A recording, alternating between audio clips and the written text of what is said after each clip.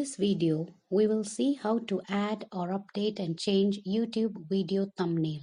A YouTube thumbnail is one important factor to make your content stand out in the search result page. If this is your first time viewing my video, please subscribe to my channel and click the bell icon to get updates when new content is added.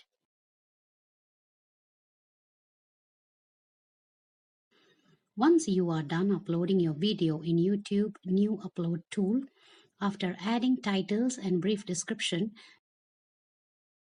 you can upload your video thumbnail before publishing video in your channel. But for some reason, if you want to update your video thumbnail in YouTube Studio dashboard, click Videos, then search for the video.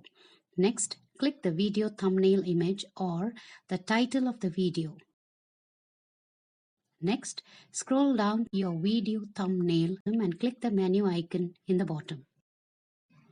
Next, click and upload new thumbnail image from your computer.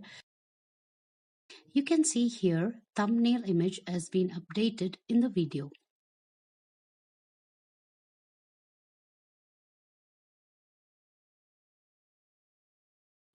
I hope you liked the video.